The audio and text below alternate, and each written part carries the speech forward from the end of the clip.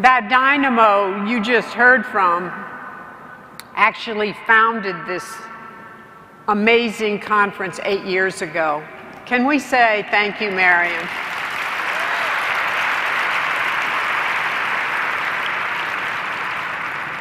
She said to me earlier, when I was stunned at how many women are here, she said, I've done larger groups than this. But for me, it's the largest group of women I think I've spoken to. And I tell you, I think the energy when we're all together like this is pretty stunning. I think we could light up Boston. Maybe not Harvard. It's unusual for me, too, to be here because I have my sister in the audience. Her name is Judith.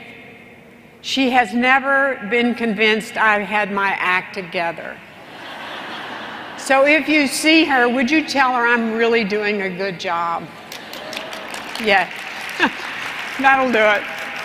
And you know what else is great about today? All of the men's restrooms have been named women. Do you know how long I waited to be not the only woman standing in the ladies' room? So it's a good day for me. Marion presented my credentials in a rather extravagant fashion, but perhaps I would offer another. Over these long years that I've worked, I think I have really become an expert in how it is men and women behave at work. And that's what we're going to study a little bit today. But I don't consider myself an expert on all those other roles that we play that are so important. Mother, daughter, lover, wife. Especially wife.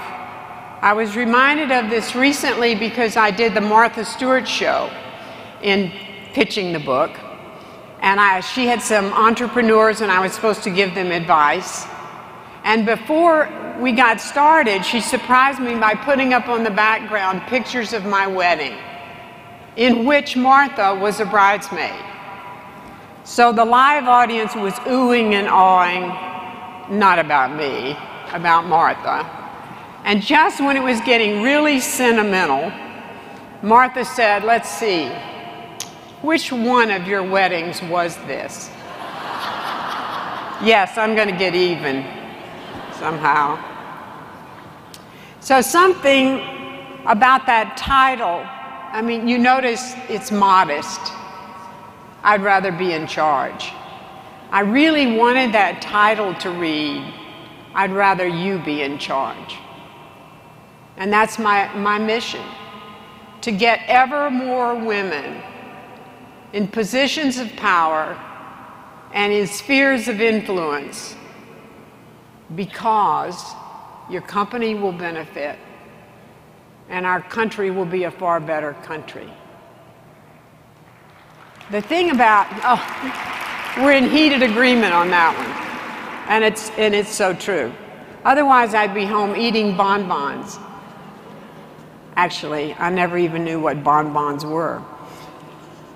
A very interesting thing happened to me when I started working on that title, I'd rather be in charge. A man, as a very literary fellow, came up and he said, you just don't understand titles. You could have had a bestseller if you had called it, I'd rather be on top. That's rather like a man, isn't it? So a very interesting thing happened to me when I was a very young account executive at J. Walter Thompson, an ad agency. I came up green as grass from Texas. And there was only one woman in the company that I could emulate who was in a professional position, and she was over me. She was a creative director. But she was a doozy. She had black hair, black eyes, a very sharp tongue, amazing confidence. We were all a little afraid of her. And I walked down the hall one day, and I could hear her talking to men laughing. I heard her do an incredibly devastating mockery of my Texas accent. And the men were roaring in laughter. I was paralyzed there in that hall. And for some weeks, I just had trouble speaking, knowing that I was someone to laugh at. And finally, I realized I'm going to have a real short career in advertising if I don't get my voice back. So I went up to the feared woman's office, shut the door. She looked up and frowned at me. And I said, I'm not leaving here until you and I agree that we will unite so that the men can neither divide or diminish us. She looked up and said, what are you doing for lunch? And she took me out and taught me to drink Scotch mist. I did not make it back to the office. And we became friends for life. It was so much fun because when the two of us were together, the men were so nervous. Listen, there's a little aside to that story.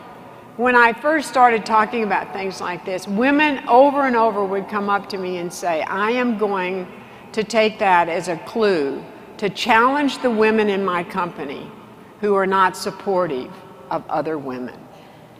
And you know, we have to get on that, because there's plenty of reputation and rumor that women don't make great bosses. And maybe one way we can do it is retrain them like that. But what happened that was so interesting about that situation is it took me many years to understand that in that one desperate episode, I had found the pattern of powerful communication. I just didn't understand that it would take me years to be able to do it deliberately. And I want you to start thinking today and now about this pattern. Here's what it consists of. There is clarity, and by that I mean personal clarity. Not the clarity that comes from your PowerPoints or your mastering the data, but from here. There is memorability. Being memorable means that people can actually hear and retain what you say. And there is persuasion. Clarity, memorability, persuasion. I had it. We will unite. They will not diminish us. And I transformed our relationship. We need to get to that capacity over and over again so that when we stand challenged, tested, we will be ready to speak for ourselves in that way. Now, the reason it is difficult to get there is because that first step, personal clarity, is like one big giant step for mankind. You can spend your life going toward it, but you've got to get better at it every day. So, David White wrote this book that I thought was striking, and he said, we live in 3 continents: work, self, and home. And what I know about us women is we're not very good at self. So when we go to work, we have a tendency to fall into the work, to let the work speak for us. And that's not the right thing. I know about this because I did it for far too long. When I was at J. Walter Thompson, I began to really hit it, and I was a hot shot. I got promoted 6 times in 5 years, and I thought, this is about the work. I'm so good at the advertising, I got the clients, I've got this figured out. But what I didn't know is all in a fairly narrow frame of relationships where we all agreed on the goals and so on. So I'm so good, I think I'll try on the CEO role. And I agree to go to a smaller agency that is slightly broken. I walk in the door, I hit a wall so hard, I began to fail immediately. Because you know what? It wasn't about the work. It was about the relationships. There will come a time in your business life when the relationships will overwhelm the work, and they won't be the relationships that surround the work. They'll be over and beyond it. In this agency, the creative department was very fond of drugging and drinking. You walk down the hall, you could smell pot. I mean, I lost it. The agency had debt, huge debt. And I found out with our structure, they could sue our personal assets. This kept me up every night. The clients were not difficult, they were hostile. I was used to being liked. Here's something really interesting. I noticed that the men down the hall from me, the guys I was going to be CEO over, were not as worried as I was. Listen, I was beyond worried. I was leaving. I saw that I couldn't do it. I got a job offer from another agency, more stable, not the same big title. I was out the door. And one word stopped me. I was reading some reviews the next day of these anonymous reviews, you know how we do with one another. I read, "Charlotte is fearless." I'm the one waking up at 4 a.m. every morning, panicked. And I read on about my bravery with clients and so on. I thought, you know, there are times and ways in which I can be brave. Isn't it possible that we all house both of these things? And I decided to stay, to put my hand in with the people there and help rebuild the agency. But I made another vow. I vowed to find out who Charlotte was. Other than my resume and my great work skills, what was causing these responses, these reactions, these inherent ways of being that came at me when I was dealing with relationships I hadn't encountered yet. My father was an alcoholic. So the drugging and drinking sent me back to being 5 years old again and frightened. I also learned that difficult discussions, as we had at home, could escalate into violence. So I was nervous around this kind of volatility. And because of our unstable family life, debt worried me a great deal more than it did my partners. I began to work on that. I don't want to necessarily carry those things into the office, and they're out of date anyway. I went to Children of Alcoholics. I began to keep a journal and watch myself. I recommend this to you. You need to know who you are as you do your work, so that the whole you emerges. We carry like suitcases on our back, influences, messages, systems we've been given in which we behave in a certain way. You need to look at them and decide what to shed, what to keep, modify. I learned one other thing. We carry in us these powerful traits. They are the things that cause you to have certain strengths and weaknesses, but often you can just skim on the surface of them. I think one trait you have right now, if you thought about it, is one that's sent along from your family, like a genetic pass-along. My family trait was a lethal form of impatience. Not great, but mine. When it worked, it was because I was good at making decisions in a hurry. When it didn't work, I ruined everything around me. I didn't know enough. The other trait that you have is precious. It's the one that makes you uniquely you. I call it bred in the bone. You want to find that trait. It'll be good when you're operating well, and it'll be bad when you're not in charge of it, when you can't harness it, because it will be heard. So my bred in the bone trait, since the 3rd grade, was all things being equal, I would just rather be in charge. Now, if you take those two traits, impatience and being in charge, these are not the top 10 list of anyone who wants to marry that woman. Although some men did. Still, think how much power you have when you are the one who can define who you are. When you can say, this is who I am. And you'll never speak with that kind of clarity at that point when you need to mean what you say and you know for whom you speak. So I'm urging you to take this journey. It's what I've used in the book as well as I can. And there are many other ways to do it. But I'm hoping you won't forfeit the right to know yourself, the stranger within, the one who causes these things to happen. You know what we managers do in a room when we're deciding who to promote? We spend about 2 minutes on the work, and then we move into who are they. We repeat myth, legend, stories. We make up who you are because we're guessing, because it's those other aspects of who you are that are going to be the tiebreakers. Are you resilient? Are you ruthless? Sometimes that's an asset. Are you many other qualities? You need to know who you are, and you need to be in a position to present that to other people. And that's why we come full circle back to powerful communication, being able to communicate powerfully. One of the reasons it's so important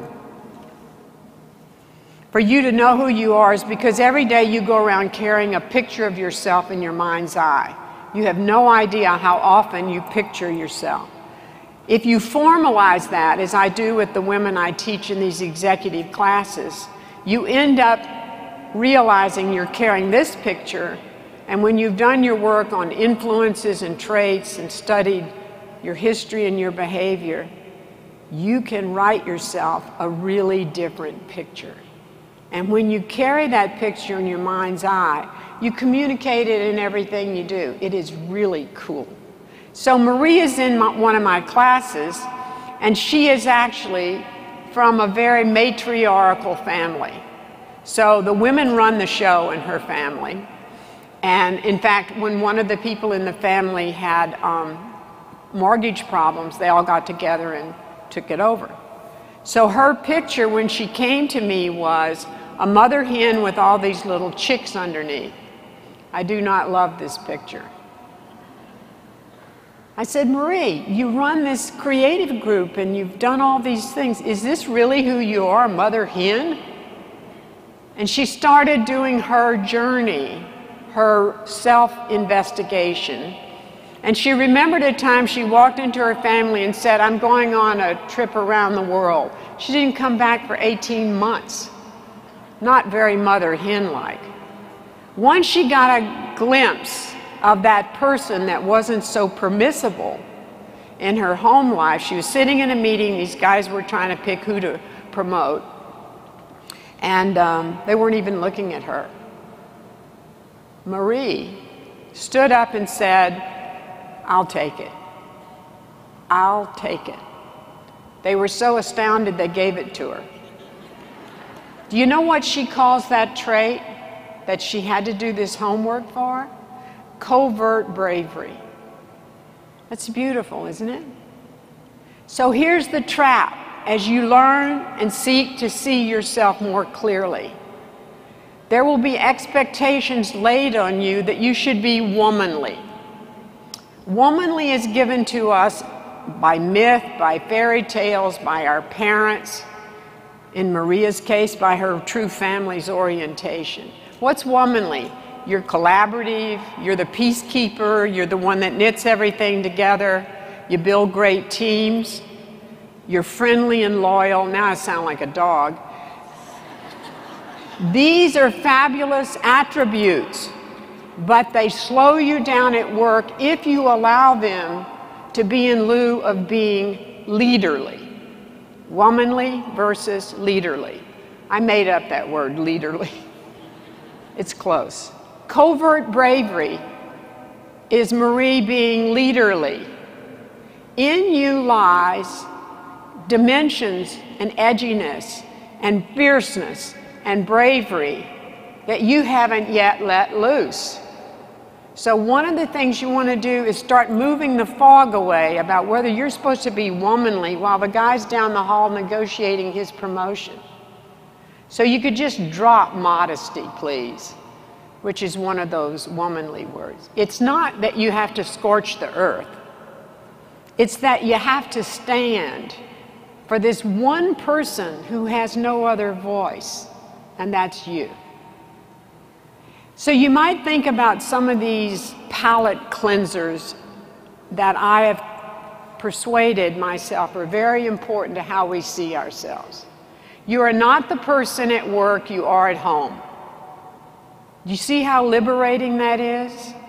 You get to be someone else at work. And that's one of the reasons I think the women I meet love their work. Not everything, but they love this chance to experience themselves in a totally different way.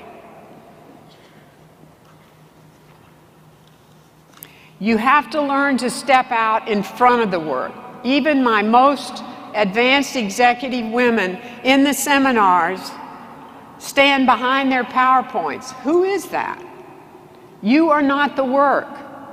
You step out in front of the work because it's you who interprets, analyzes, and delivers the work that matters.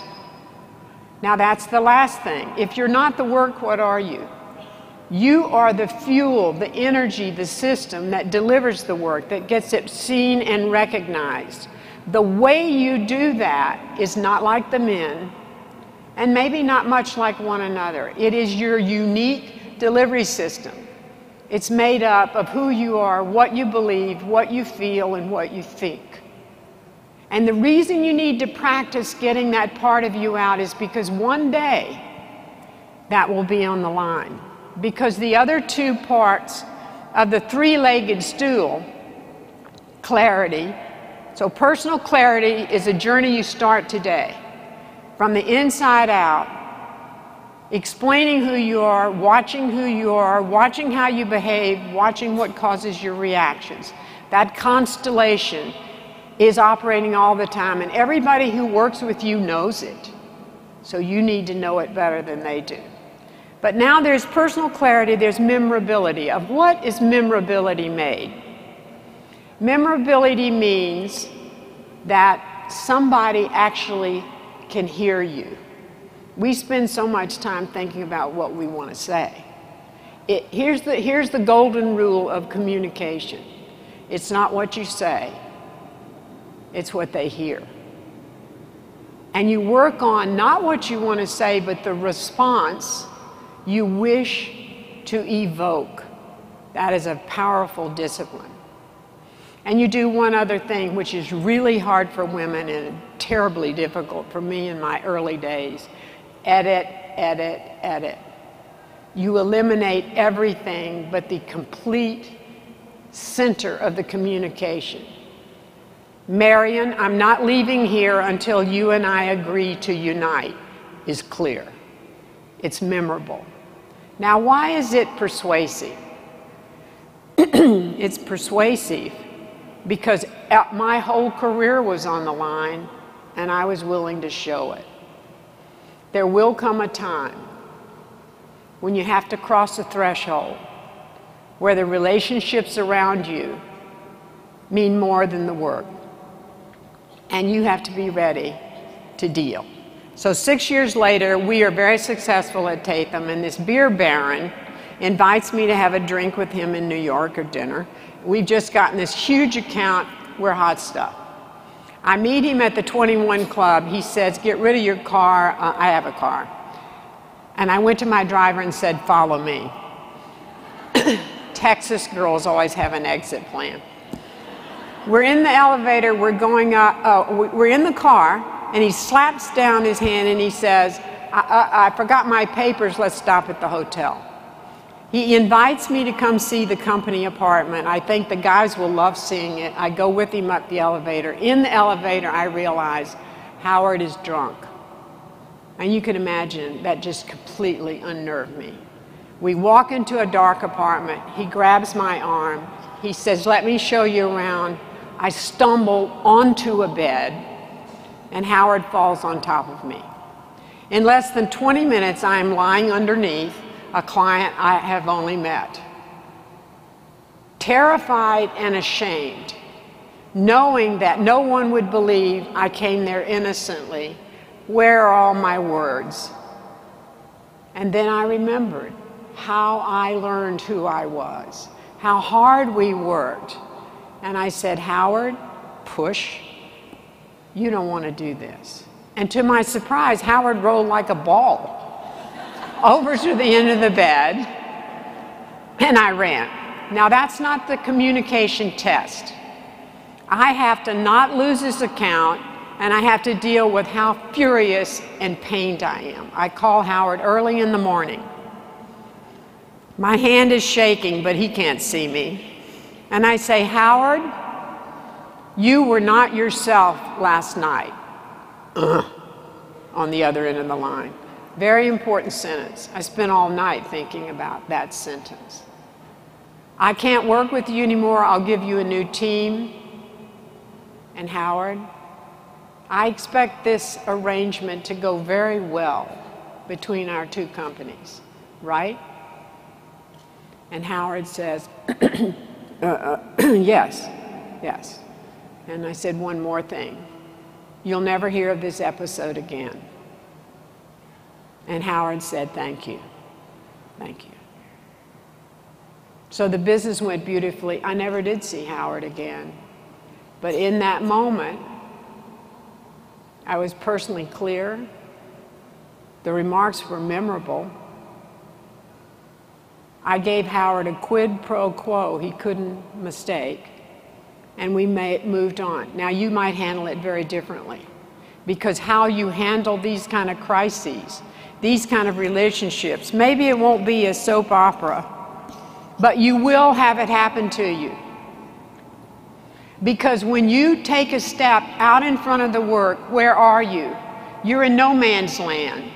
There is no proof that you're going in the right direction.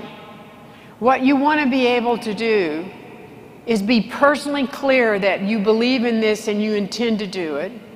You want to have mastered the art of communication in such a way that you are absolutely going to be heard.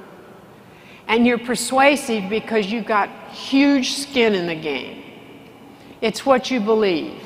It's who you are. You're prepared to gamble. You're convinced, committed, and passionate. And you're willing to show it. Do you know how hard that is to do? So how do you get ready for those kinds of tests? You get ready by making every memo, every email, every communication you do, at least strive for that.